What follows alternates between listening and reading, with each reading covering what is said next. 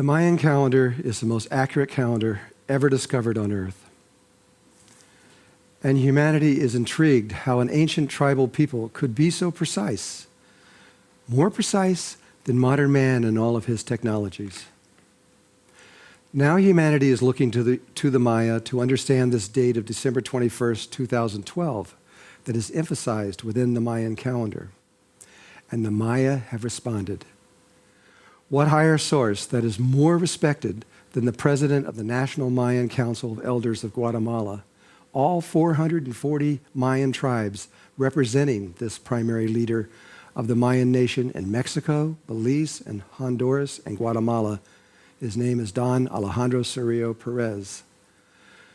Today, I will translate into the language of the modern world what the Mayan people themselves have to say about 2012. And if I err, I'm sure the Mayan Council will let both of us know, but they did give me authority to speak. The Maya wish to inform you that the world that you know, that you live within, is not what you think it is. We modern people think that the world is solid and real, and that nothing can change it. It is fixed and will go on for eternity without or without our presence. The Maya wish to inform you that this is not true. The world is really images that can be controlled by consciousness, especially consciousness that is connected directly into the human heart. This is not a normal public broadcast. If you're looking for that, you've come to the wrong place. You are about to enter into a way of being that is only understood by the ancient world. The modern world has almost no idea of what we are about to discuss, and generally, it doesn't even know that it exists. And yet, this way of being is exactly what you, the modern world, need at this moment in history, but you probably don't know it. Humanity is very much in the situation of a butterfly moments before it comes out of its cocoon. Everything it knew is about to change, and a completely new world is about to emerge.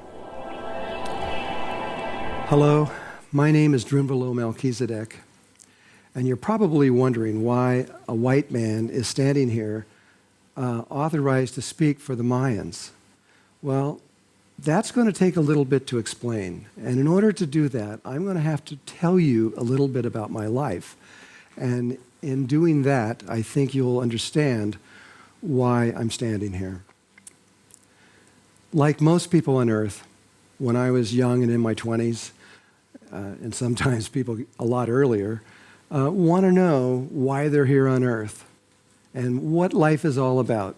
And what is this planet and stars and suns? Why are we here? What is really going on? Well, I became so intrigued with this that I began to study, and my first place of study was in college. I went into college and I chose physics and mathematics. Not because I wanted to become a physicist or make money. That wasn't the purpose. I thought that the physicists and the mathematicians must know what the stars and planets are. And I went for years and years studying this until I finally came to the conclusion that they don't know any more about this than I do. I then switched from the left brain to the right brain and began to study art and art history and painting. And I spent another 2 years studying that, and it really helped. I went through 20,000 years of art history, from caveman to modern time, and slowly I began to get an inkling through the female side of the brain of what life was about, but I wasn't even getting close. Time went on, and during this time, while I was going to college, I decided also to go into begin to study meditation. And I did this through beginning with the Hindus. I began to study mantras, and I had a Hindu guru who began to teach me these things, and I became very serious about it. And I sat down and began to study this. Well, one day, while I was deeply in meditation, a phenomena took place in the room where I was. Something I did not expect. I did not ask for it to happen. It just happened. these two spheres of light, roughly this big. Two of them came in together, came right up to me on both sides here, about this far away.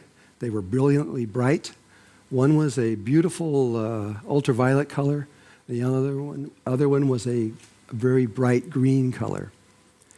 I didn't know what it was. Two balls of light standing there in my room. And then inside my head, telepathically, I heard these words, "We are not separate from you.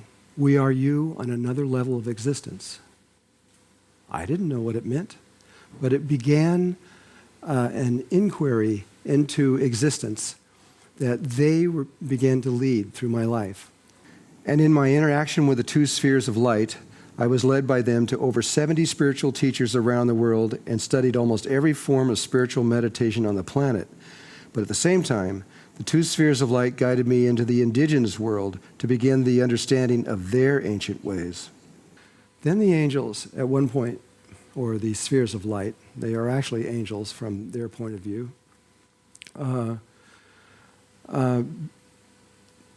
began to lead me into the indigenous world. And this is where the Mayans come in. They led me to a tribe in New Mexico called the Taos Pueblo. And I spent 14 years with them. One of their teachers there is a man named Tell Us Good Morning. He's now passed on. He was the head of the Peyote Church for the entire United States. And he took me on and began to teach me. And other members of the Taos Pueblo began to also teach me. One was the actual cacique, or what is called a cacique, which is the spiritual leader of the Taos tribe. And he used to be the chief of the Taos Pueblo. And he taught me about crystals and about fetishes and how you could understand and change the outer reality through the use of crystals and fetishes. A fetish is a stone that you carve into a shape, and if you know how to use it, you can actually change your life in ways that no one would ever believe. But I saw it. I watched it happen. I couldn't deny it.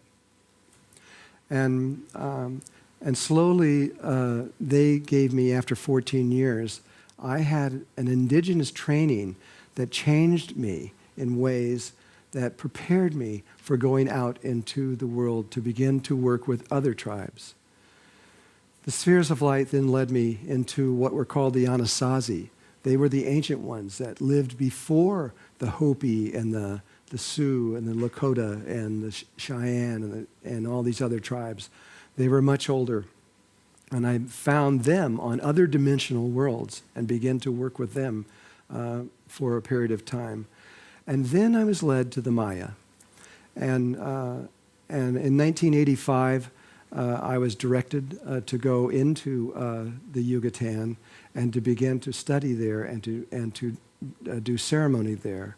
I was led into sacred temples such as Uxmal and Labna and Coba and Chichen Itza and Tulum and Cajunlich and Palenque, and even into Guatemala to Tikal. And it was initiation for me. And the Maya watched as I began to work on this level. And slowly after that, a few years later, I met a man named Hunzbatzman, who is a Mayan shaman and Mayan priest, and who is connected with the Grand Itza Mayan Council out of the Yucatan.